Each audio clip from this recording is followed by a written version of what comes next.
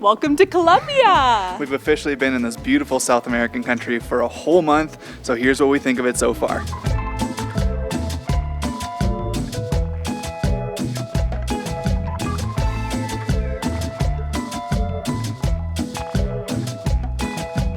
Colombia is one of those countries that we had heard a lot about from other travelers, and we've been wanting to travel it for a very long time, but we realized that we didn't know a whole lot about it ourselves. So the first thing that you need to know is that it's pronounced Colombia, not Colombia, and that is spelled with an O and not a U. Very important distinction to make. Everyone will get mad at you if you don't spell it correctly.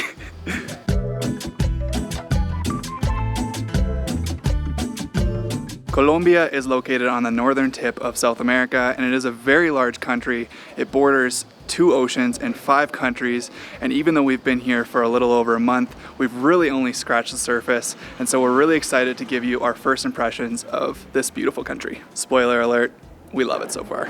And today we're in the capital city of Bogota, and we're gonna go up to the Monserrate, which is probably the most touristy thing you can do in this city.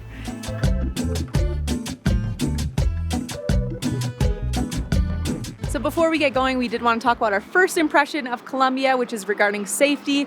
So before we came to Colombia, our friends and family's #1 concern for us was regarding the safety of Colombia, which is very understandable because Colombia definitely has a history of being a very dangerous country to travel due to a lot of political unrest and drug trade. And although these things definitely still happen to an extent, we have never felt unsafe here.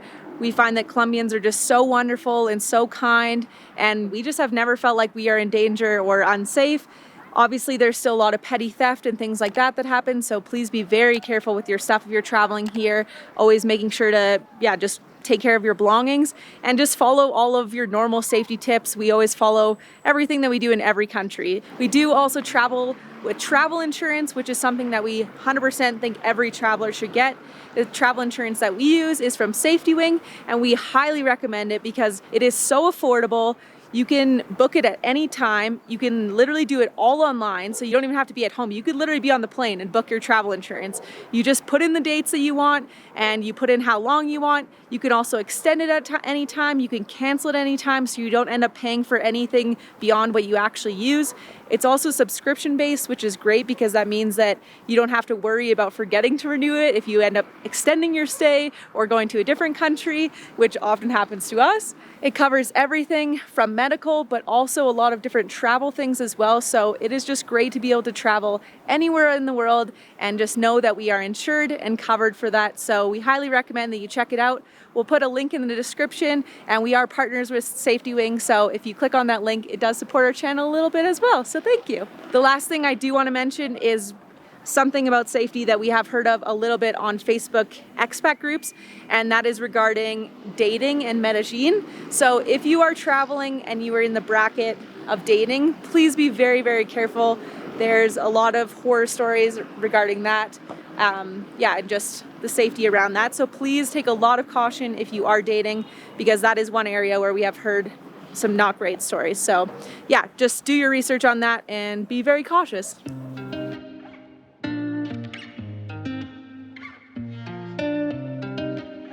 Muchas gracias.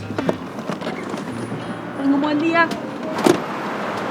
We use Cabify, which is a pretty reliable service. Uber, we found that nobody really showed up, but we've heard really good things about Cabify, so pretty good.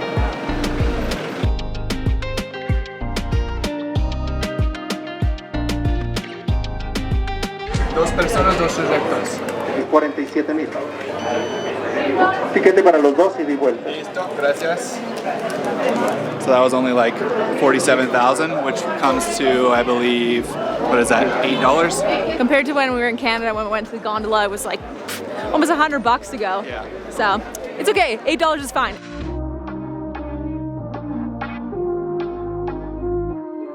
Well, we could have gone on the Teleférico or the funicular, and the funicular is cooler because we've always been on Telefericos in every other place we go to. I'm excited. I know, me too. Oh, here it comes. Well, this is exciting. Nice. Right at the front. This is perfect. You're so close to me. Wow. So you can take the seats, or we could just shower way in front. I'm so close to You're so close to my face. All right, we're going up. This is cool. It's like a train gondola. Also somewhat sketchy because like we're just going up a rail, which seems weird. Yeah, it seems like working against gravity. Yeah. But it looks very cool. Wow, this is so pretty. That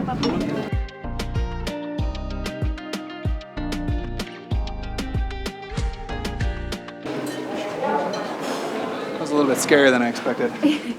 Yeah, honestly, that was kind of freaky. And it was kind of like leaning forward the whole time, so I feel like my legs even feel a little funny, like trying to balance. I liked it. Good experience. Yeah, it's nice.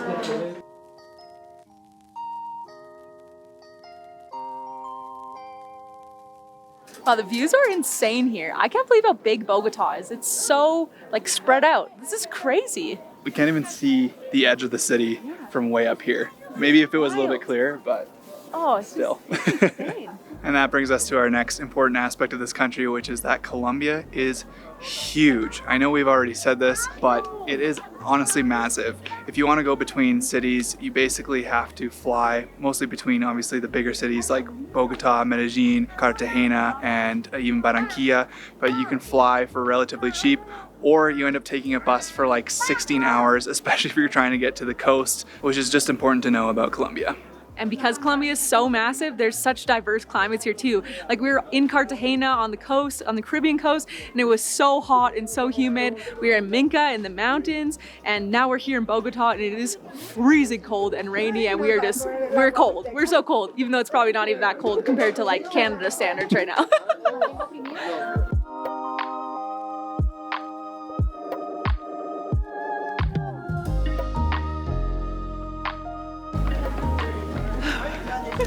The altitude is pretty crazy up here. It's embarrassing how tired it makes you just doing a few stairs. It actually kind of reminds me of the Teleférico in Quito, but yeah, just take it easy if you come up here.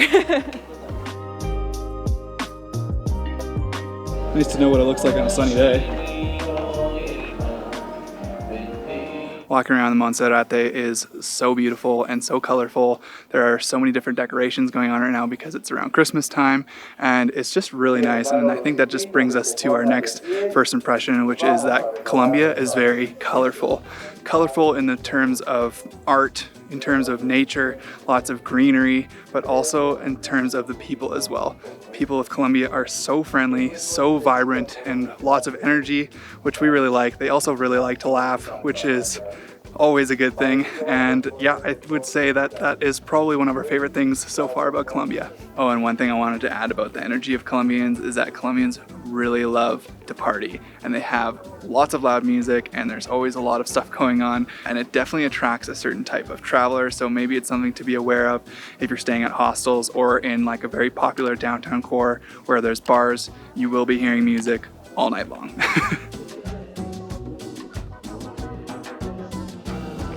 Good vibes all the time. Welcome to Colombia.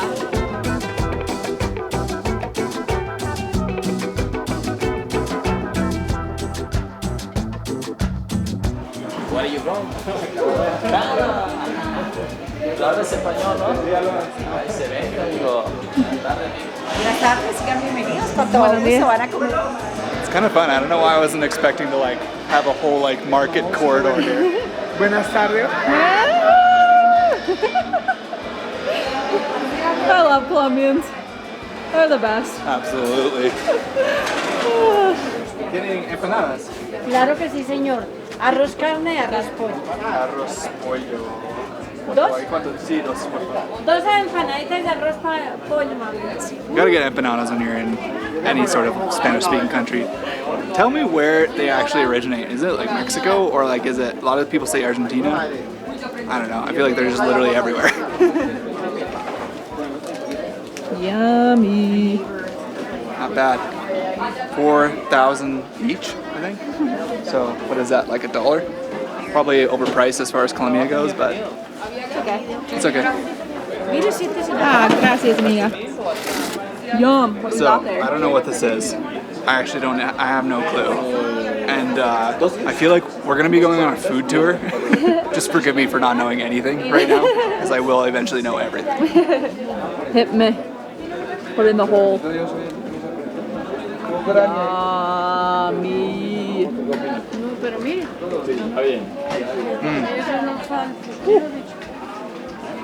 That's so good. Oh, A little bit dry. yeah. These are not the best empanadas I've had, but this is so good. Yeah. It kind of actually is made, I don't know what it's made with, but it tastes a lot like corviche, which is like Ecuadorian. But it definitely tastes like that. Yeah, you're right. They kind of look like that too. Also, do they have rice in them? Yeah, they're rice and chicken, Okay. which is honestly more hearty, which is probably why they were more expensive anyways, so. One thing we have definitely noticed is that Colombian Spanish is a bit more hard to understand. They definitely talk really, really fast That's right. and a lot more slurred together, so it's been a bit trickier at times to understand what they're saying. Totally. I would say definitely more so on the coast. On the coast, in pretty much any country somehow, the Spanish is a lot more like slangy, which is Yeah. interesting. But we've also heard that there is a specific sort of accent in the mountains, maybe more in like Bogota area, that is called paisa, and it is basically like if Sean Connery spoke Spanish. So it's like they're speaking more like this, which is like, I don't know, it's just interesting. It's Yeah. cool. We have yet to experience it ourselves, Yeah. but it's just interesting that a country can just have so many different accents in itself. Totally. Oh my goodness, we are socked in here. We Look are at this. in the clouds. Look at this thing. There's the steeple right there. I don't think you're gonna get to fly the drone. I don't think so. Oh boy. That's what you get on the mountains, I guess. Yep, 3 p.m. Looks like it's getting dark already.